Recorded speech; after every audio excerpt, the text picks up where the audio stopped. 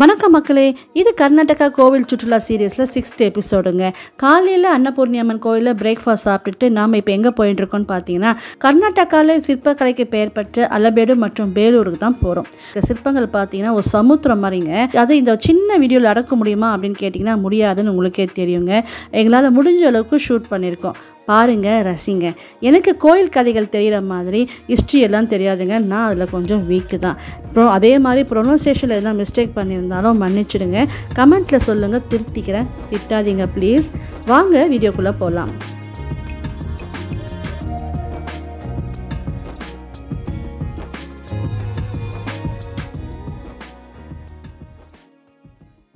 அன்னபூர்ணி கோவிலேருந்து கிளம்பின பிறகு மணி ஒரு 10 இருக்கும்னு நினைக்கிறேங்க. கூட வந்தவங்களாம் காஃபி டீ குடிக்கவும் குட்டி பிரேக் எடுக்கவும் இறங்குனாங்க.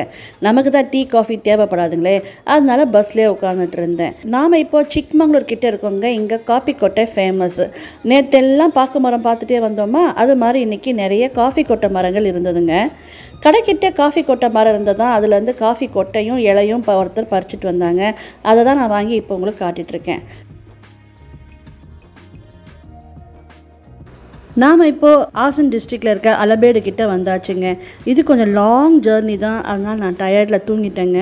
பக்கத்தில் ஒரு குட்டி ஹோட்டல் மாதிரி இருந்தது. அங்கே தான் நம்ம GV tour planners lunch arrange பண்ணியிருந்தாங்க. நேராக உட்காந்து சாப்பிட டேபிள் சேர் வசதியோடு இருந்ததுங்க.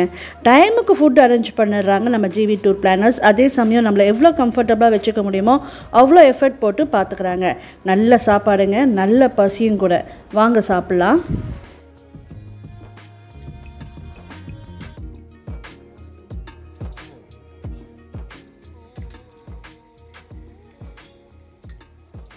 Day 3 லஞ்சுங்க. என்ன கொடுத்துருக்காங்கன்னு பார்க்கலாமா? வாங்க.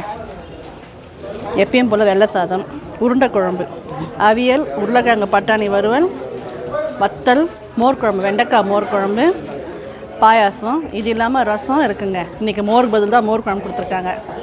சாப்பிட்லாமா? வாங்க. நான் கேள்விப்பட்ட வரலையும் டூர் பேக்கேஜ் அப்படின்னு வரும்போது ஒன்று நம்ம வர பஸ்லேயே சமையல் பாத்திரங்கள்லாம் கொண்டு வந்து, இதில் ஒரு 2-3 டிஸ்அட்வான்டேஜ் இருக்குங்க. ஒன்று நாம் கொண்டு வர லக்கேஜுக்கு இடம் பத்தாது, அப்புறம் நமக்கு டைமும் லேக் ஆகும் இல்லைங்களா. இல்லை அங்கங்கே ஹோட்டலில் அரேஞ்ச் செய்திருப்பாங்க, அது வயிற்றுக்கு ஆகாது. ஒவ்வொரு இடத்துலையும் நமக்கு முன்னாடியே போய் சமைச்சு வச்சிடறாங்க. ஒரு சில டேப்லெட்ஸ்லாம் எடுத்துப்பாங்க இல்லைங்களா, அது அவங்கள கருதி டைமுக்கு சாப்பாடு கொடுத்துருந்தாங்க. இதுக்காகவே நம்ம ஜிவி டூர் பிளானர்ஸை பாராட்டி ஆகணுங்க. நீங்கள் இந்த மாதிரி டூர் பேக்கேஜில் வந்திருக்கீங்களா? அப்போது உங்களோட சாப்பாடு அனுபவம் எப்படி இருந்தது எனக்கு கமெண்ட்டில் சொல்லுங்கள், நானும் தெரிஞ்சுக்கிறேன். ஏன்னா நான் இப்போ தான் டூர் பேக்கேஜில் ஃபஸ்ட் டைம் வந்திருக்கேங்க. ஃபஸ்ட் டைம் வந்த அனுபவமே ஜிவி டூர் பிளானர்ஸ்னால ரொம்ப ஹாப்பியாக இருந்தது.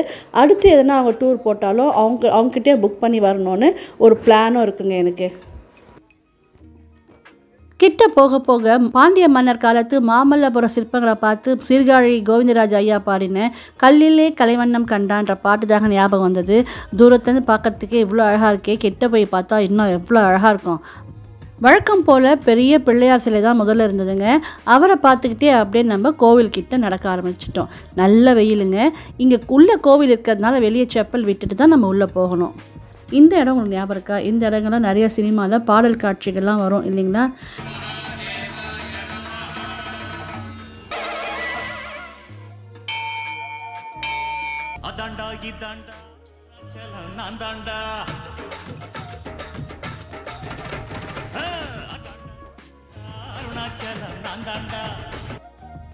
சும்மாவே ஃபோட்டோவை சுற்றி வளைச்சி எடுப்பாங்க நம்ம ஜனங்க. சிலைகள் பார்க்குறதுக்கு பின்னாடி பேக்ரவுண்ட்லாம் அழகாக இருக்கிறதுனால வளைச்சி நிறைய பேர் ஃபோட்டோ எடுத்துகிட்டு இருந்தாங்க. நம்ம ஜிவி டூர் பிளானர்ஸும் சீக்கிரம் வாங்கன்னு எந்த அர்ஜென்ட்டும் டைமிங்கும் கொடுக்காதனால எல்லாம் சுற்றி பார்த்து நிதானமாக ஃபோட்டோஸ் எல்லாம் எடுத்துகிட்டு வந்தோங்க.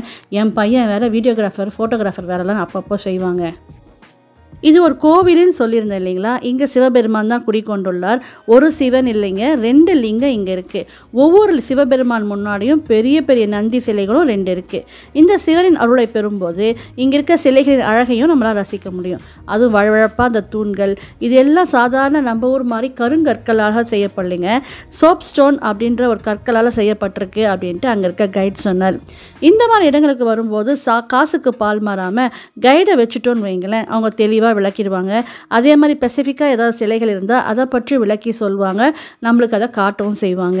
முக்கியமாக குழந்தைகளை கூட்டிகிட்டு வந்து காட்டணுங்க. அலபேடுக்கு வந்திருக்கோங்க. உள்ள லிங்கம் இருக்குது. அதுக்கு நேராக இங்கே எவ்வளோ பெரிய நந்தி சிலை இருக்குது பாருங்கள். இந்த சிற்பக்கலைக்காகவே இங்கே நம்மளை அழைச்சிட்டு வராங்க டூரிஸ்ட் எல்லாம். கைடு வச்சோம்னா சூப்பராக விளக்குவார். இங்கே இருக்க 2 சிவன் கோயில்களுமே கிழக்கு திசை நோக்கி அப்படி தாங்க இருக்குது. நம்ம ஊரில் சேர, சோழ, பாண்டிய மன்னர்கள் போல் இங்கே இருக்கிற ஒய்ஷால மன்னரால் இது கட்டப்பட்டதுனால இங்கே இருக்க சிவபெருமானுக்கு ஒய்ஷாலேஸ்வரர் அப்படின்னும், இன்னொரு சிவபெருமானுக்கு சாந்தலேஸ்வரர், அதாவது மன்னனின் ஞாபகமாகவும் அவர் மனைவியின் ஞாபகமாகவும் இந்த சிவபெருமானுக்கு இந்த பேர் வச்சு இங்கே வழிபட்டுக்கிட்டு இருக்காங்கங்க. இங்கே இருக்க சிவபெருமான சன்னதிக்கு முன்னாடி ரவுண்டாக சின்னதாக ஒரு மேடை மாதிரி இருக்குது பாருங்களேன். நம்ம அப்படி நடந்து வந்துட்டு இருக்கும்போது ஹைட் ரொம்ப சின்னதாக இருக்கிறதுனால தடுக்கி கூட விழுந்துடுறோங்க. அதன் மேலே தான் ரொம்ப வழவழப்பாக ஜில்லுன்னு இருக்குங்க. அது மேலே தான் அந்த காலத்தில் ராணி நடனம் ஆடுவாங்களாம்.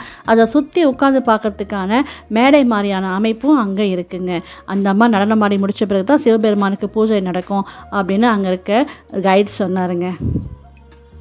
வெளியே வெயில் கொளுத்துதுங்க. ஆனால் உள்ளே ஜில்லுன்னு சூப்பராக இருந்ததுங்க. அப்படியே நான் கொஞ்ச நேரம் உட்காந்துட்டேன். வீடியோ எடுக்கிறதெல்லாம் உன் வேலை தானே, நீ எடுத்துக்கோ, நான் கொஞ்ச நேரம் ரெஸ்ட் எடுக்கிறேன்னு அப்படியே ஜில்லுன்னு அந்த தரையில் கால் நீட்டி உட்காந்துட்டு இருந்தேங்க.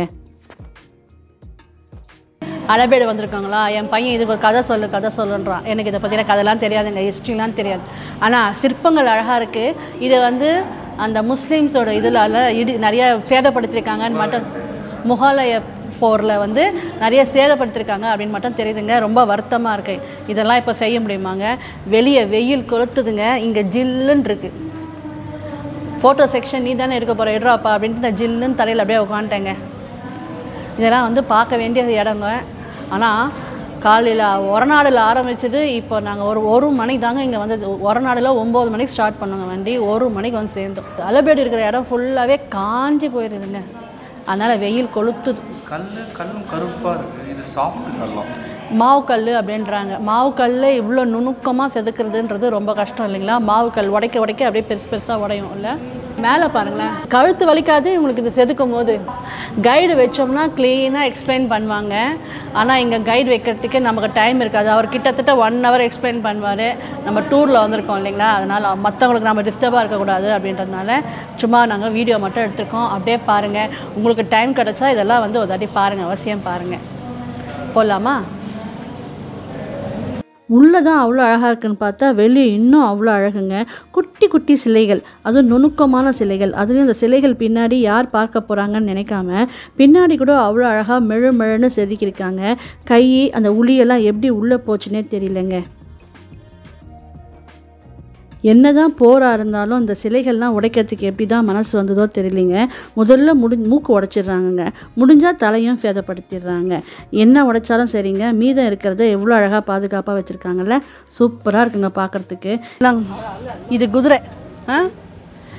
இது கால் சுடுது. இது வாத்தியம் வாசிக்கிற மாதிரியான சிற்பங்கள். இது குதிரைப்படை, யாழி, அப்புறம் யானைப்படை வீரர்கள் மேலே உட்காந்துருக்காங்க. சிவலிங்கம் நேராக இருக்குங்க. அவருக்கு நேராக நல்லா பெரிய நந்தி. நம்ம இன்னமே சொன்ன மாதிரி மணி இப்போ 2 இருக்குங்க. வெளியே வெயில் கொளுத்துது. இங்கே அப்படியே ஜில்லுன்னு இருக்குங்க.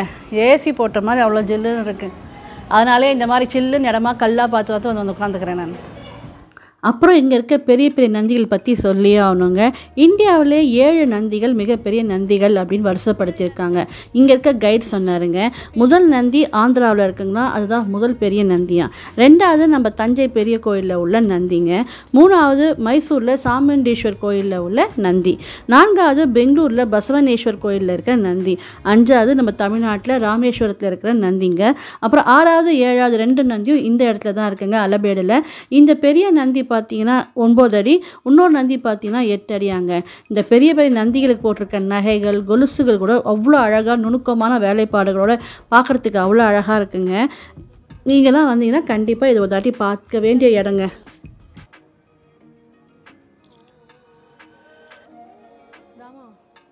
கை தாண்டா ஊனி ஏந்துக்க முடியல, கை வலிக்குது. லாஸ்ட் எபிசோடில் கடைசியில் கேட்டிருந்தேன், அலபேடு பேலூர்லாம் உங்களுக்கு பிடிக்குமா, அது ஃபுல்லாக கவர் பண்ணலாமா இல்லை ஷார்ட்டாக போட்டுட்டு தர்மஸ்தலா போயிடலாமா அப்படின்னு கேட்டிருந்தேன். நிறைய பேர் நீங்கள் வந்து எந்த வீடியோ ஸ்கிப் பண்ணாதீங்க, ஃபுல்லாக போடுங்க, லாங்காக போடுங்கம்மான்னு சொல்லியிருந்தீங்க. ரொம்ப ரொம்ப தேங்க்ஸுங்க. இந்த பெரிய சமூகத்தை எங்களுக்கு தெரிஞ்ச மாதிரி குட்டியாக இந்த வீடியோவில் ஷேர் பண்ணியிருக்கோம். உங்களுக்கு பிடிச்சிருந்தா லைக் பண்ணி ஷேர் பண்ணுங்கள்.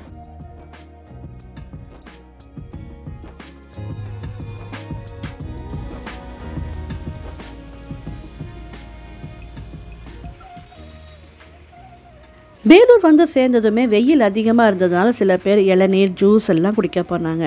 கோயில் போகிறதுக்கு முன்னாடி அங்கே வியூ நல்லா இருந்ததுனால திரும்பவும் நம்ம ஜிவி டூர் பிளானர்ஸோட யூடியூப்காக ஃபோட்டோ செக்ஷன் நடந்துட்டு இருந்தது.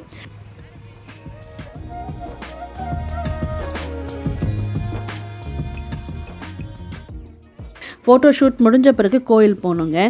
முதல்ல எடுத்ததுமே 5 நிலை கொண்ட கோபுரம் பார்க்கவே கம்பீரமாக அழகாக இருந்ததுங்க. ஆனால் அலபேடில் இந்த கோபுரம் இல்லாதனால ஒரு மாதிரி மொட்டையாக இருக்கிற மாதிரி எனக்கு ஃபீல் ஆச்சு. நீங்கள் என்ன நினைக்கிறீங்கன்னு கமெண்ட்டில் சொல்லுங்கள். அப்புறம் உள்ளே போனதும் கொடிமரத்துக்கு முன்னாடி கருடனின் சிலை இருந்ததுங்க. இடது பக்கம் பார்த்தீங்கன்னா 42 அடி உயரமான தூணுங்க. இதை விளக்கு தூணுன்னு சொல்கிறாங்க. சிற்பக்கலைக்கு சிறந்த எடுத்துக்காட்டு இந்த தூணுன்னு சொல்லலாங்க. என்ன சிறப்புன்னா, இந்த தூணோட அடிப்பகுதி பூமியை தொடாதவாறு அமைக்கப்பட்டிருக்குங்க. அதாவது மிதக்குமாறு அமைக்கப்பட்டுள்ளது. இன்னைக்கு வரைக்கும் பூமியை தொடாமல் நிற்குதுன்னா இது ஒரு ஆச்சரியம் தானேங்க. நீங்கள் போனீங்கன்னா கூட இந்த பக்கம் ஒரு பேப்பரை விட்டீங்கன்னா அந்த பக்கம் இழுக்கலாம். அந்த மாதிரி ஒரு கேப்பு நம்மளுக்கு நல்லாவே தெரியுங்க. இந்த கோயில் முதல்ல ஒய்ஷால பேரரசு மன்னரான விஷ்ணுவர்தனால் கட்ட ஆரம்பிக்கப்பட்டு அப்புறம் 3 தலைமுறைகளாக கட்டப்பட்டு 103 வருடங்கள் ஆச்சுங்களாம் கட்டி முடிக்க. அப்புறம் நம்ம இதுக்கு முன்னே பார்த்து அலபேடில் இருக்க கோயில் கட்டுறதுக்கு 190 வருடங்கள் ஆச்சுங்களாங்க.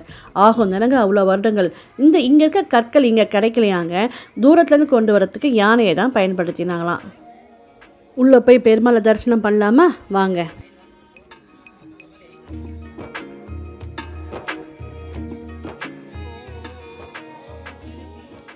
இந்த பெருமாளை பற்றி சொல்லணும்னா சென்னகேசவ பெருமாள் அப்படின்றது இவரோட பேருங்க. அப்படின்னா அழகான கேசவர் அப்படின்னு பொருள். பேருக்கு தகுந்த மாதிரி ரொம்ப அழகாக இருக்காருங்க. 15 அடி உயரம், ஒரே கல்லால் செதுக்கப்பட்டுள்ளதுங்க. அது மட்டும் இல்லாமல் பெண் உருவில் காட்சி கொடுக்குறாரு. மோகினி அவதாரம் மாதிரி பெண் உருவில் காட்சி கொடுக்குறாரு. நெற்றியில் நாமத்துக்கு பதிலாக பெரிய பொட்டு வச்சுருக்காருங்க. அதை பார்க்குறதுக்கு வித்தியாசமாக அழகாக இருக்குங்க. எனக்கு என்னமோ புடவை கட்டியிருக்க மாதிரி தான் தெரிஞ்சதுங்க. நீங்கள் இதுக்கு முன்னாடி இந்த பெருமாளை சேவிச்சிருக்கீங்கன்னா என்ன கட்டியிருக்காரு, வேஷ்டி கட்டியிருக்காரா, புடவை கட்டியிருக்காரான்னு கமெண்ட்டில் சொல்லுங்கள். இந்த கோயிலுக்கு 3 வாசல் இருக்குங்க. இது ஒரு நட்சத்திர வடிவான கோயில். மற்றபடி அலபேடில் பார்த்த மாதிரியே பெரிய பெரிய தூண்கள், வித்தியாசமான தூண்கள்ங்கள. ஒரு தூண் மாதிரி ஒரு தூண் இருக்கிறது இல்லைங்க. அதே மாதிரி இங்கேயும் எல்லாமே மழைன்னு பார்க்குறதுக்கே அவ்வளோ அழகாகவும் சில்லுன்னு இருந்ததுங்க. வெளியவும் நம்ம அலபேடில் பார்த்த மாதிரி குட்டி குட்டி சிற்பங்கள் அவ்வளோ அழகாக இருக்குங்க. கீழ் வரிசையில் மொத்தமாக யானை படை நடக்கிற மாதிரி இருக்குது. அதுக்கப்புறம் யாழி, பூக்கள், அப்புறம் குதிரை படைன்னு பார்க்குறதுக்கே அவ்வளோ அழகாக இருக்குங்க. எல்லாம் ஒன்றை போல் இருக்குது அப்படின்னு உங்களுக்கு தெரியும் இல்லைங்களா? அது மாதிரி இல்லாமல் ஒவ்வொரு சிற்பமும் உத்து பார்த்தா தான் தெரியும். ஒவ்வொரு சிற்பத்துக்கும் வித்தியாசம் இருக்குங்க. ஒன்றை போல் ஒரு சிற்பம் அமையவே இல்லைன்னு அங்கே இருக்க கைடும் சொன்னார். Eyebrow look like rainbow shape, this we call Kamakshi. Eyes look like fish eye, very attacking eyes. And round face, children teeth. And forehead length equal to nose should be 1/3.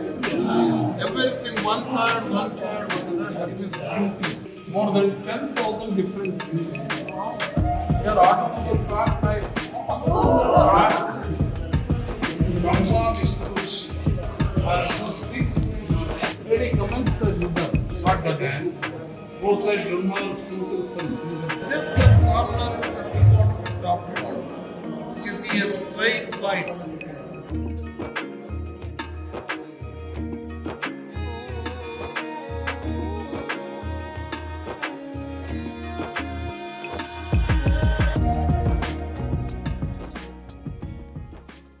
UNESCO group இந்த பேலூர் மற்றும் அலமேடு ரெண்டுத்தையுமே 2023 வருடம் இதை உலக பாரம்பரிய தலமாக அறிவிக்கப்பட்டு இப்போ அவங்க தான் இதை பராமரிக்கிறாங்க.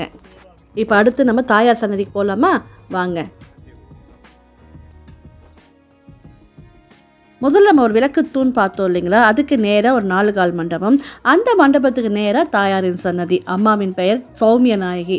இந்த அம்மா பேருக்கு தகுந்த மாதிரி முகம் ரொம்ப சாந்தமாக, கொஞ்சம் பெரிய உருவமாக, பார்க்கறதுக்கு ரொம்ப அழகாக இருந்தாங்கங்க. அம்மா தரிசனம் பண்ண பிறகு இந்த பக்கம் வலது பக்கம் வந்து ஆண்டாள் சன்னதி இருக்குது. வாழ்க்கையில் ஒரு தடவையாவது அவசியம் போய் பார்க்க வேண்டிய இடங்க.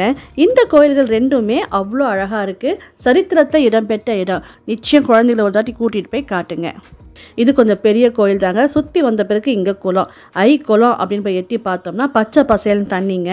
மீன்கள் நிறையா இருக்கும்னு எட்டி பார்த்தா ஆமைகள் நிறையா இருக்குங்க. நீங்களும் பாருங்கள்.